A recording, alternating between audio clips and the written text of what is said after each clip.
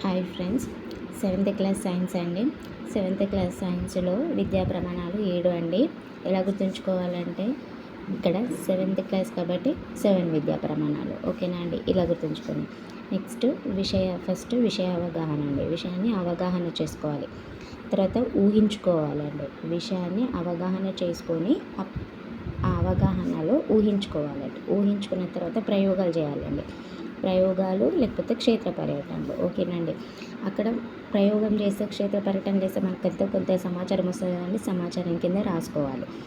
లేకపోతే ప్రాజెక్టు పనులు అనేవి నిర్వర్తించాలి, ఓకేనా అండి. ఎస్, ఈ సమాచారాన్ని తీసుకున్న తర్వాత దాన్ని బొమ్మలు గీయాలండి.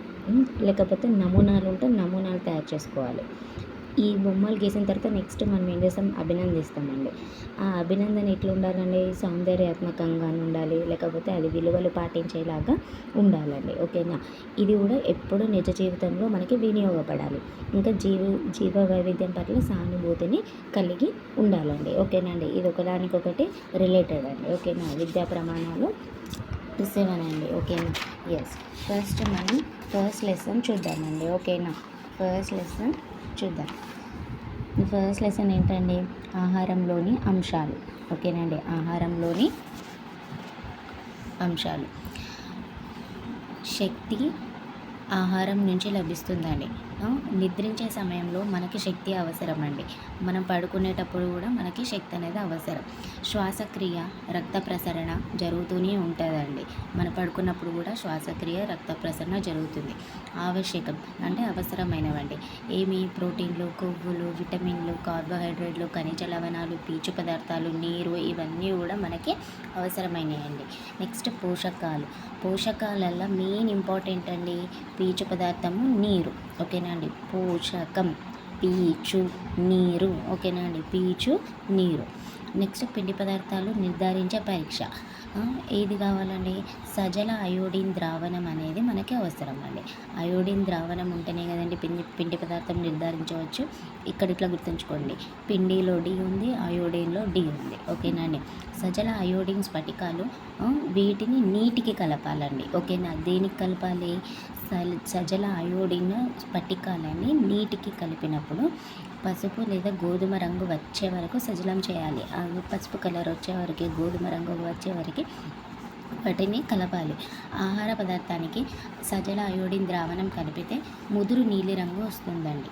నీలిరంగు వచ్చిందంటే ఖచ్చితంగా అక్కడ ఏమున్నట్టండి, పిండి పదార్థం అనేది ఉన్నట్టండి, ఓకేనా. నీలిరంగు వస్తే పిండి పదార్థం ఉన్నట్టు. నెక్స్ట్ కొవ్వు పదార్థాలు నిర్ధారించే పరీక్ష, ఓకేనండి. కాగితం ప్లేటు పారదర్శకంగా మారుతుంది, ఓకేనండి. అంటే ఇప్పుడు ఒక పేపర్ తీసుకొని దానికి నూనె ఊస్తే లేదండి, పారదర్శకం అంటే మనకు కనిపించేది అన్నట్టు, ఓకేనా. కాగితం ప్లేటు అనేది పారదర్శకంగా మారుతుంది. నెక్స్ట్ కనిపించేటివి, పారదర్శకం అంటే మనకి లోపల ఉన్నా కూడా కనిపిస్తుంది వస్తువు వెంటనే. ప్రోటీన్లను నిర్ధారించే పరీక్ష ఎట్లనండి, 2% కాపర్ సల్ఫేట్, ఓకేనా అండి. 2% కాపర్ సల్ఫేట్, 10% సోడియం హైడ్రాక్సైడ్, ఓకేనండి. Copper sodium hydroxide, copper sulphate, ఓకేనండి.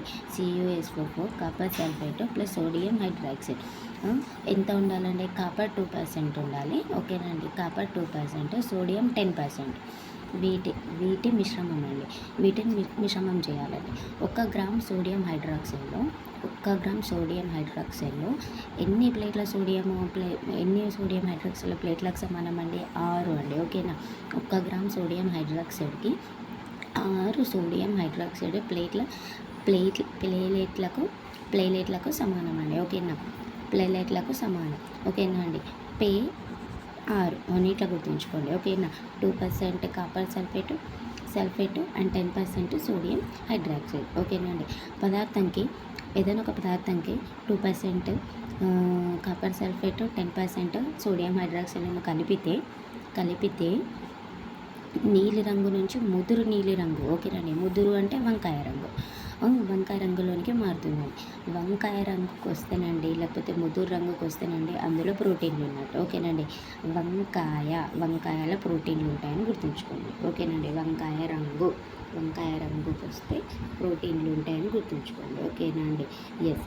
బియ్యంలో మళ్ళీ ఇక్కడ వంకాయ రంగు అని చెప్తున్నాను కదండి. వంకాయ అంటే ముదురు నీళ్ళు కాదు. ఈ ఉంది కాబట్టి 2% కాపర్ సల్ఫేట్ అండి. ఓకేనా అండి. అట్లా ప్రోటీన్లు ఇక 2% కాపర్ సల్ఫేట్ అంటే మనకు డైరెక్ట్ 10% సోడియం హైడ్రాక్సైడ్ అని గుర్తుకు రావాలి. బియ్యంలో పిండి పదార్థాలు ఎక్కువ అండి. నూనెలో కొవ్వు పదార్థం అనేది ఎక్కువగా ఉంటుంది. ఓకేనా అండి. ఎక్కువగా ఉంటుంది. నెక్స్ట్ ప్రోటీన్లు అధికంగా ఉండే పదార్థాలు ఏంటండి? పాలు, మాంసం, పప్పులు. పీచు పదార్థాలు కూడా కార్బోహైడ్రేట్స్ కానీ శరీరంలో జీర్ణం కావు. పీచు పదార్థాలు కూడా కార్బోహైడ్రేట్లు ఉంటాయండి, కానీ మనకు అవి జీర్ణం కావు. పీచు పదార్థాలు ఎన్ని ఉంటాయి? బీర, బెండ, చిక్కుడు, చిలకడ దుంప. పీచు పదార్థాలు అంటే ఏంటండి? దారాలు, పోగులు వచ్చేటువంటి ఏంటంటే కూరగాయలు ఉంటాయి కదండి, అవన్నీ కూడా మనకి పీచు పదార్థాల కింద వస్తాయండి. మలబద్ధకం నివారించడానికి ఇవి పీచు పదార్థాలు తినాలండి. గోధుమలు, బఠానీలు, తృణధాన్యాలు, పండ్లు, చిలకడ దుంప, గుమ్మడి, చిక్కుడు, పాలకూర, అరటి, యాపిల్, బొప్పాయి. తొక్కల్లో ఓకేనండి, పైన ఉన్నటువంటి పొట్టులో పోషక పదార్థాలు అనేటివి ఉంటాయండి. ఓకేనండి. వీటన్నింటి తొక్కల్లో అండి గోధుమలు, బఠానీలు, తృణధాన్యాలు, పండ్లు అండి, చిలకడ దుంప, గుమ్మడి, చిక్కుడు, పాలకూర, అరటి, యాపిల్, బొప్పాయి. ఓకేనండి. ఇవి జీర్ణక్రియకు తోడ్పడతాయండి. నెక్స్ట్ పండ్లను, కూరగాయలను ఉప్పు నీటితో కూడా శుభ్రంగా కడగాలి అండి. ఓకేనా అండి. నీరు ఉండే కూరగాయలు ఏంటండి? దోస, టమాటో, చిక్కుడు, జామ. ఓకేనండి. జామ, ఆలుగడ్డ, బీర, సొర, పుచ్చకాయ, బొప్పాయి, యాపిల్. ఓకేనండి. ఇవన్నీ కూడా ఏంటండి?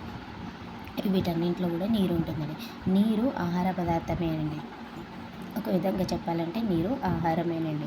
జీర్ణనాళంలో ఆహారం సులువుగా జీర్ణమవ్వడానికి అది కదలడానికి నీరు అనేది మనకి ఉపయోగపడుతుంది. తగినంతగా తినాలి. తగినంతగా అంటే మనకు కావాల్సినంత తినాల్సింది ఏంటండి? తృణధాన్యాలు, పప్పులు, పాలు. ఓకేనా అండి. నెక్స్ట్ స్వల్పంగా కొంచెం తినాల్సిన ఏంటండి? కొవ్వు పదార్థాలు. ఓకేనా అండి. నూనె, నెయ్యి, వెన్న. ఓకేనండి. Oil foods. నెక్స్ట్ డ్రై ఫ్రూట్స్ని తక్కువ పరిమాణంలో తీసుకోవాలండి. ముక్కలుగా కోసిన తర్వాత కూరగాయలను కడిగితే పోషకాలను నశిస్తాయండి. ఫస్ట్ కూరగాయలను కడిగిన తర్వాత కోయాలి. ఉత్తర భారతదేశంలో గోధుమలు ఎక్కువ అండి. ఎందుకు? అక్కడ రాజస్థాన్ అనేది ఉంటుంది కాబట్టి గోధుమలు అనేవి ఎక్కువ అండి. ఆధునిక వైజ్ఞానిక శాస్త్రవేత్త లెవోయిచర్ పోషణ కావాలి అని అంటే ఈ లేజినెస్ అనేది ఉండద్దు అని గుర్తుంచుకోండి. ఓకేనండి.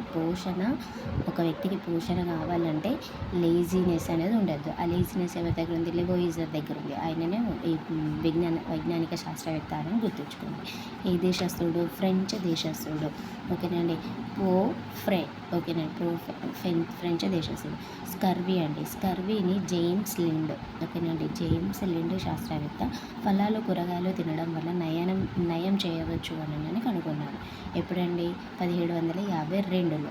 స్కర్వీ 1, 2 కదండి, 1, 2 కాబట్టి 52లో 1752లో. ఓకేనండి. 1752లో స్కర్వీని జేమ్స్ లిండ్ అనే శాస్త్రవేత్త ఈ ఫలాలు, కూరగాయలు తినడం వల్ల నయం చేసుకోవచ్చని తెలిపాడండి.